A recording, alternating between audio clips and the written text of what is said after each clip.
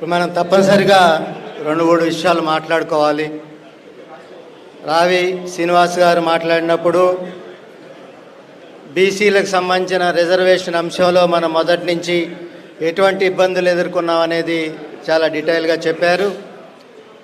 సుధాకర్ అన్న మాట్లాడే అంశంలో రాజకీయ జోక్యానికి సంబంధించిన అంశం మాట్లాడారు.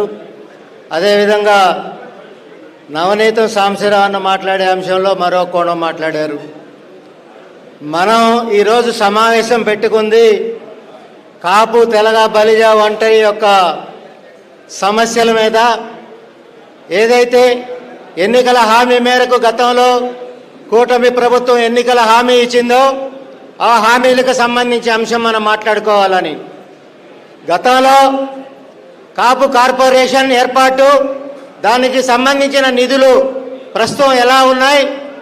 ఎన్నికల హామీ మేరకు సంవత్సరానికి 3,000 కోట్ల రూపాయల నిధులు కాపు కార్పొరేషన్కి వచ్చాయా, లేదా బీసీ రిజర్వేషనా, లేదా ఈడబ్ల్యూఎస్లో 5% రిజర్వేషనా, లేదా విదేశీ విద్య కొనసాగుతుందా?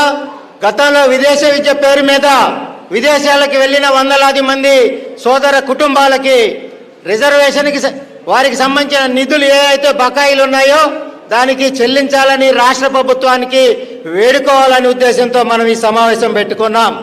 అంతేకాకుండా ఏదైతే ప్రతిపక్ష పార్టీ, గౌరవ ప్రతిపక్ష పార్టీ మాజీ ముఖ్యమంత్రి వైఎస్ జగన్మోహన్ రెడ్డి గారు ఉన్నారో వారు బీసీ రిజర్వేషన్కి సంబంధించిన అంశంలో గతంలో ఒక ప్రకటన చేశారు.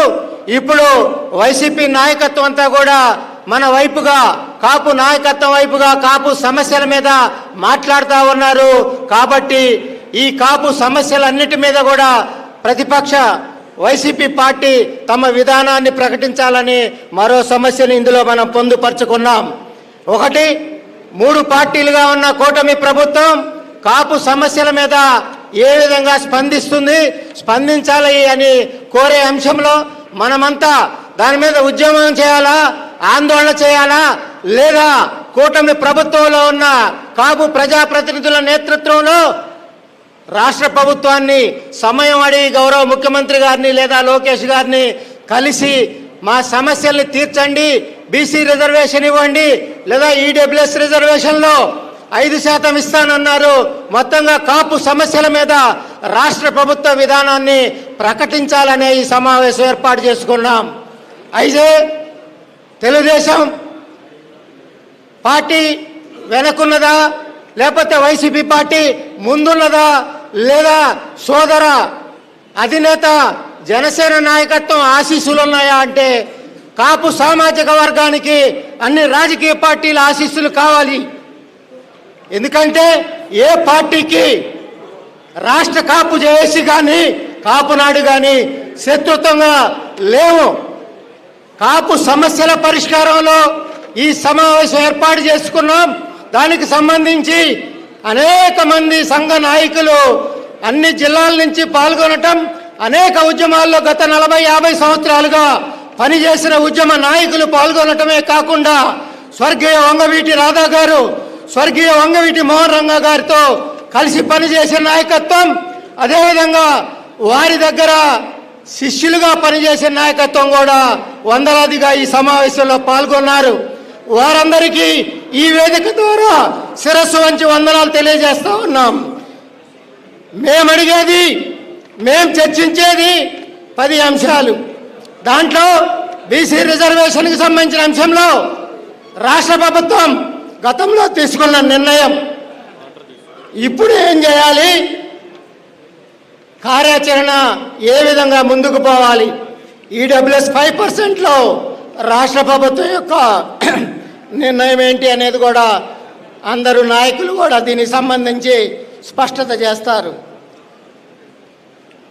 అయితే కాపు కార్పొరేషన్ యొక్క నిధుల అంశంలో తప్పనిసరిగా రాష్ట్ర ప్రభుత్వం సంవత్సరానికి 3,000 కోట్ల రూపాయలు ప్రకటిస్తానంది. దాని మీద ప్రకటించాల్సిన అవసరం ఉంది. కాబట్టి సోదరులారా, రాజకీయాలుగా కుటుంబం విడిపోలేదు. రాజకీయాల్లో మన కుటుంబ సభ్యులు ఉన్నారు. వారు టీడీపీ అయినా, జనసేన అయినా, వైసీపీ అయినా, లేకపోతే ఇంకోటైనా మన వేదికలకి వారు వ్యతిరేకం కాదు. మనం ఈ సమస్యల మీద మాట్లాడుకుంటున్నాం.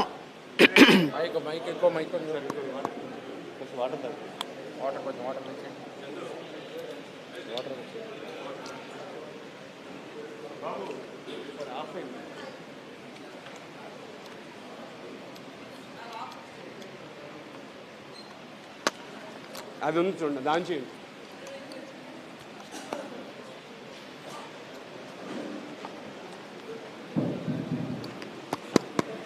రాయలసీమలో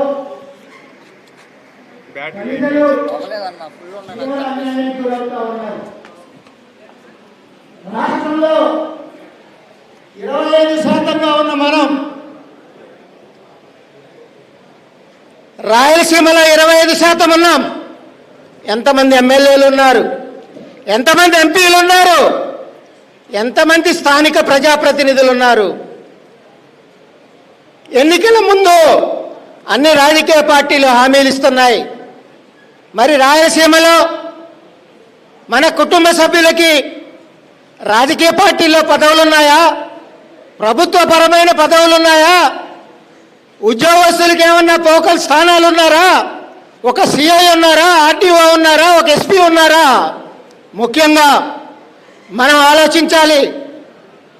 ఈరోజు సీఎంఓలో ఎస్వి ప్రసాద్ గారి తర్వాత ఏ ప్రభుత్వంలోనైనా మన కుటుంబ సభ్యుల నుంచి ఒక అధికారి ఉన్నారా అని ఆలోచించాలి. మరి 25%గా ఉన్న మన కులాన్ని ఎందుకని ప్రభుత్వాలు కానీ రాజకీయ పార్టీలు కానీ విస్మరిస్తున్నాయి అనేది మనం ఆలోచించాలి. అందుకోసమే ఆ సమస్యల మీద మనం చర్చించుకొని తీర్మానం చేసుకుని కార్యాచరణలో ముందుకెళ్లాలని చెప్పి ఈ సమావేశం పెట్టుకున్నాం.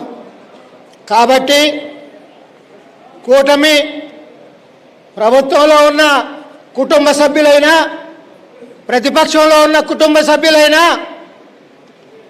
కాపు బలిజా తెలగ ఒంటరి సంబంధించిన సమస్యల పరిష్కారంలో అందరూ మద్దతు తెలిపి సమస్యల పరిష్కారం కోసం కృషి చేయాలని ఈ సందర్భంగా విజ్ఞప్తి చేస్తా ఉన్నాను. ఈ సమావేశం అనంతరం ఇంతకుముందు మన పెద్దలు చెప్పినట్టుగా సమావేశం పెట్టుకున్నాం, ముగిస్తున్నాం అనేది కాకుండా తప్పనిసరిగా ఒక కార్యాచరణ ప్రకటించుకుని దాని మీద మనం ముందుకు వెళ్ళే విధంగా పెద్దలంతా కూడా ఉండి సలహాలు ఇచ్చి సూచనలు ఇచ్చి కార్యాచరణ ప్రకటింపజేసే విధంగా తమరి అందరి సహాయ సహకారాలతోటి ఈ కార్యాచరణతోటి ముందుకెళ్లాలని చెప్పి ఈ సమావేశం ఏర్పాటు చేసుకున్నాం. కాబట్టి ఒకరికి వ్యతిరేకం మరొకరికి వ్యతిరేకం అనేది కాకుండా సోదర కుటుంబ సభ్యులంతా కూడా మన సమస్యల పరిష్కారం కోసం మనం ఆలోచించాలని చెప్పి విజ్ఞప్తి చేస్తున్నాం.